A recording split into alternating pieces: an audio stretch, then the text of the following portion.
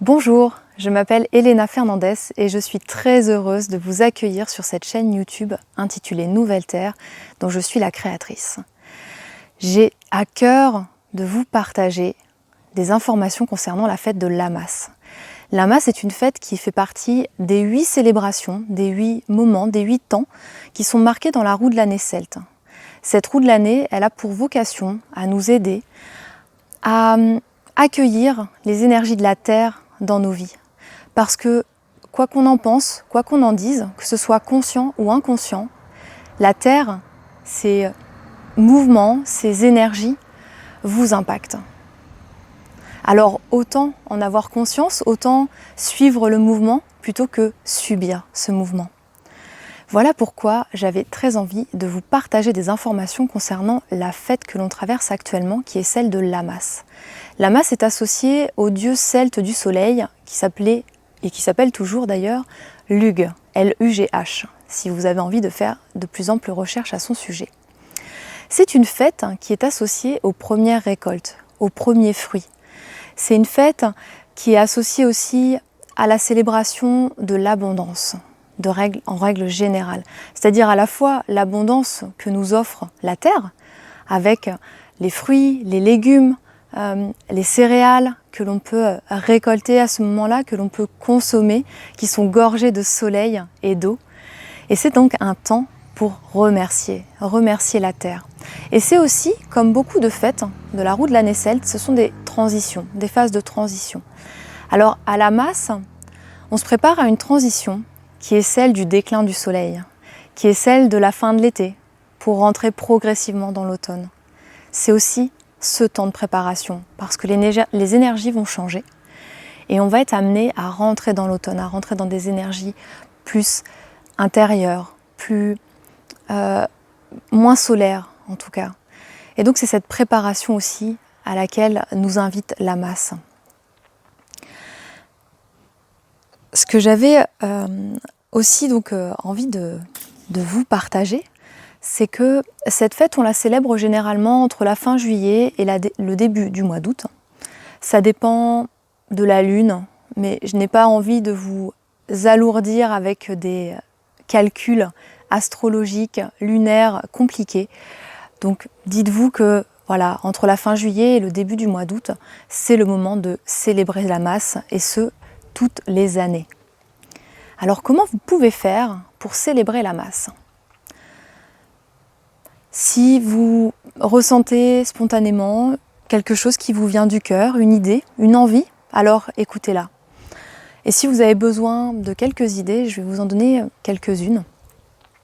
La première, c'est déjà de vous réunir avec des amis, de la famille, ou si vous êtes seul, c'est aussi bien de prendre un temps pour consciemment vous nourrir des fruits gorgés de soleil, des fruits de saison, des abricots, des pêches, ces fruits juteux. Et voilà, en mangeant ces fruits, de remercier la terre et de reconnaître la chance que vous avez de pouvoir vous nourrir de ces fruits. Et puis l'invitation, c'est aussi de conserver les noyaux, les pépins de ces fruits, de prendre un temps pour les faire sécher et de les replanter à l'occasion d'une balade, de les replanter dans votre jardin, Et si ces arbres poussent, si de ces graines naissent des arbres, alors prenez-en soin. Prenez-en soin parce que ce sera un don de la terre-mère, un don de ces énergies de Lammas pour vous remercier d'avoir pris le temps de célébrer et de remercier la terre. Autre possibilité, vous pouvez aussi, dans une ambiance plus festive, réunir des amis pour une célébration de cornes d'abondance. Et l'idée, c'est que chacun ramène un objet. Alors ça peut être quelque chose qui se mange, quelque chose qui s'utilise, peu importe. Mais chacun ramène un objet, quelque chose qui est important pour lui, qui a du sens pour lui. Et on le place au centre d'un cercle, dans un récipient. Vous prenez ce que vous voulez, un saladier, une belle boîte que vous avez décorée, peu importe. Et chacun dépose ce qu'il a ramené. Puis dans un second temps, chacun va prendre quelque chose qui a été amené par une autre personne pour justement célébrer aussi ce cycle, cette transmission, ce partage, parce que l'abondance, c'est aussi ça, c'est donner, offrir et accueillir, recevoir. Et puis après, si le cœur vous en dit, vous pouvez chanter, danser pour continuer dans cette énergie d'abondance, ce don finalement que vous avez fait et ce cadeau que vous avez reçu en retour. Voilà, il y a plein d'autres manières de célébrer la masse. Et il y en a une autre qui est plus intérieure, plus personnelle, que je vous invite à mettre en place. C'est tout simplement de prendre quelques minutes pour vous poser, si possible dans la nature. En plus, on a la chance, il fait beau, le soleil est présent, de vous poser en extérieur. Mais ça peut être dans votre jardin, dans une forêt, au bord de l'eau, près de chez vous. Peu importe, un endroit où vous savez que vous allez être tranquille.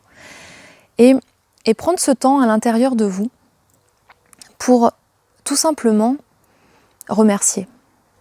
Remercier la terre, vous pouvez de nouveau le faire, et aussi vous remercier. Alors pourquoi je vous dis ça ? Parce que la masse, c'est une invitation à faire le point, à reconnaître toutes les avancées, tout ce qui a été accompli, toutes les transformations, toutes les compréhensions que vous avez mises en place les dernières semaines, les derniers mois. Et de prendre ce temps de vous remercier, de vous célébrer. Parce que vous et moi, on sait que ce n'est pas facile de changer un comportement, une croyance, de dépasser une peur. Non, ce n'est pas facile, il faut du courage pour traverser ça. Il faut du courage pour regarder à l'intérieur de soi et transformer ce qui a besoin de l'être. Alors pour ça, je vous invite à vous célébrer. Peut-être ça peut être en vous faisant un cadeau, peut-être ça peut être tout simplement en nommant ce qui a été accompli et ce pourquoi vous êtes fiers. Ou alors il y a une autre célébration, une autre façon de célébrer que j'aime énormément et que je propose très souvent à mes clients ou même que je fais pour mes clients parfois pour accompagner des célébrations, c'est la danse de la joie, cette fameuse danse de la joie.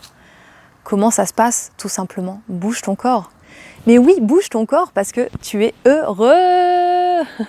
Vous êtes heureux, alors bougez votre corps, tout simplement. Peu importe le mouvement, si c'est disgracieux, disharmonieux, on s'en fiche. Ce qui compte, c'est de célébrer et de laisser venir ce qui est là pour célébrer. Et j'ai envie de vous partager 2 questions qui peuvent accompagner ce temps intérieur de célébration. Parce que comme je vous le disais, la masse, c'est la fête de l'abondance. Alors, pour vous, qu'est-ce que l'abondance ? Qu'est-ce que ce serait avoir une vie d'abondance ? Alors bien sûr, on parle souvent d'abondance financière, mais il y a tout le reste. Il y a tous vos besoins. Ne rien manquer, pouvoir réaliser vos rêves, pouvoir être qui vous êtes, ne pas avoir peur du regard des autres, ne plus poser des actions, des décisions en fonction des autres, mais bien en fonction de vous-même. Alors qu'est-ce que l'abondance pour toi ? Qu'est-ce que ce serait avoir une vie d'abondance pour vous ? Et la deuxième question que je t'invite à te poser, à laisser en tout cas infuser à l'intérieur de vous, c'est qu'est-ce qui vous empêche aujourd'hui, selon vous, d'accueillir pleinement l'abondance dans votre vie ? Quels sont les freins, les obstacles ? Qu'est-ce qui vous empêche aujourd'hui d'accueillir l'abondance dans votre vie ? Parce que la fête de la masse nous rappelle que l'abondance est là. L'abondance est partout. Il suffit juste de poser son regard et de la reconnaître, d'y être attentif. Voilà ce que j'avais envie de vous partager pour la masse.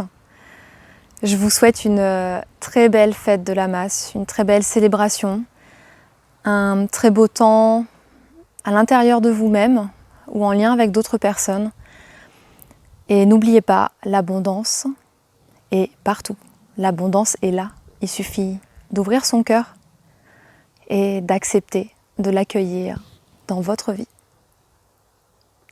Merci, prenez soin de vous et à très bientôt.